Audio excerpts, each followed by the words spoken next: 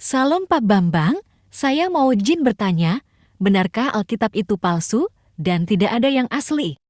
Mohon pencerahannya.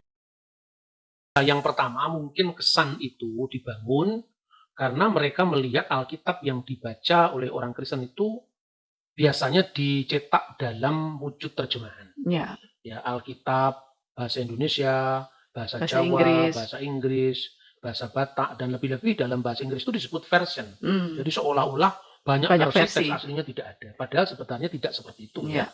Kalau misalnya Alkitab itu dituduh palsu karena tidak ada teks aslinya. Nah, sekarang harus ditanyakan dulu makna asli itu apa. Ya. Kalau makna asli itu hanya bahasa asli yang dipakai Alkitab, ya masih ada dan sampai sekarang pun bisa dibeli, bisa dipelajari. Bahkan kalau Anda seorang seminarian, seorang di sekolah teologi tentu ada. Ini misalnya ini untuk kitab Injil Perjanjian Baru dengan Teksnya bilingual, Yunani itu ya, bahasa Pak? Yunani koine dengan bahasa Indonesia. Ya. Dan ini sudah diterbitkan oleh Lembaga Alkitab Indonesia sejak lama sekali, tahun 80-an.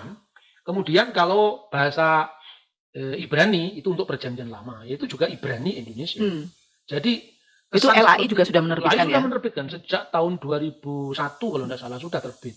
Nah, tapi kalau dipertanyakan lebih lanjut itu asli dalam pengertian apa? Pertama, bahasa asli yang digunakan menulis kitab suci. Misalnya kitab Taurat ya, Torah, kitab Nabi-Nabi, Nebim, dan Ketuvim. Kitab Tanakh ya namanya. Tanakh ya, singkatan Tanakh. Itu juga ada. Dan yang menarik bahwa Tanakh yang dibaca orang Yahudi yang kita sebut dengan Perjanjian Lama itu sama persis. Jadi seumpama orang Kristen memasukkan kitab, Tanakhnya kan sudah beda dengan miliknya orang Yahudi. Nyatanya sekarang kalau misalnya Anda pergi ke negara-negara yang banyak orang Yahudinya, ya misalnya di Australia itu atau di Israel sekalian di sana, toko-toko buku Yahudi itu menjual yang namanya Tanakh ya. Tanakh itu Torah, Nebim, Ketuvim itu sendiri seperti yang dibaca orang Kristen persis ya. Bahkan ini kalau Anda bandingkan antara edisi Yahudi misalnya terbitan Mesorah Publishing, New York dan Yerusalem, atau Tel Aviv Publishing, itu sama persis dengan ini terbitan United Bible Society in Israel, itu penerbit Kristen, atau Trinitarian Bible Society, itu persis sama. Bahkan orang Kristen sekarang sudah menerbitkan ya, ini Holy Bible untuk Perjanjian Lama atau Tanakhnya itu ditulis semua. Torah, Nebim, Ketuvim. Ini persis diawali dari kanan ke kiri ya. Kitab Taurat yang pertama kan kitab Bereshit, kemudian Ele Shemot, terakhir itu adalah Ele Hadivarim, kitab ulangan. Sama, terbitan Yahudi, Kristen juga sama. Bereshit bara Elohim et Samayim ve et Sa'aret misalnya. Kemudian untuk Perjanjian Baru itu Hekaini Diatike, itu dari kiri ke kanan. Itu juga Biblos, Genesios, Yesus Kristus itu sama persis. Jadi artinya orang Yahudi tidak percaya dengan Perjanjian Baru ini, tapi orang Kristen percaya. Orang Yahudi kan nggak percaya Yesus.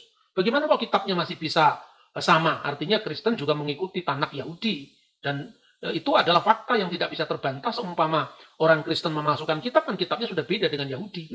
Kemudian kalau bahasa asli itu dipahami dalam makna bahasa yang dipakai oleh komunitas-komunitas kuno saat itu, kita juga punya bukti. Misalnya Taurat Samaria.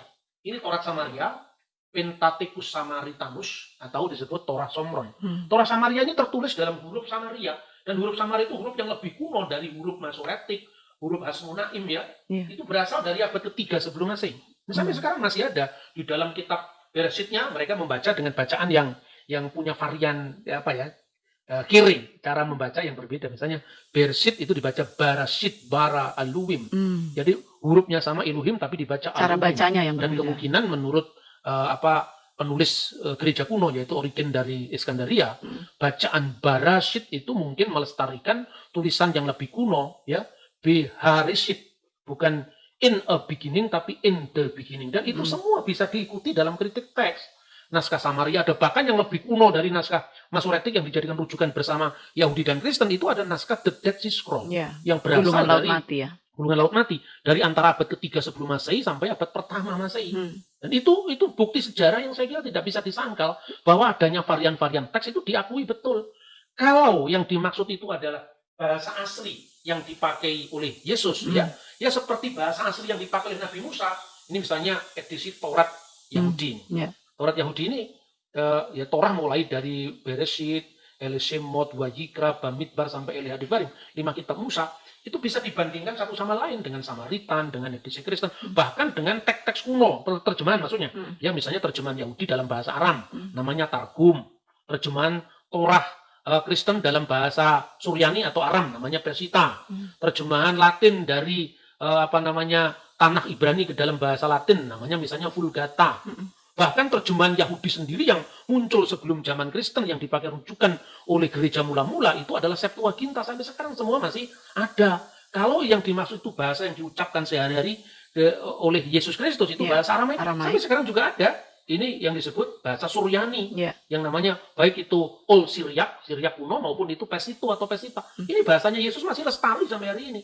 Jadi jangan hanya lihat Alkitab terjemahan, karena semua ini sekarang bisa di cross check kok. Tidak ada yang disembunyikan, tidak ada yang dipalsukan. Oke Pak Bambang, penjelasan Anda sangat mencerahkan dan menguatkan iman kami. Terima kasih, Tuhan Yesus memberkati.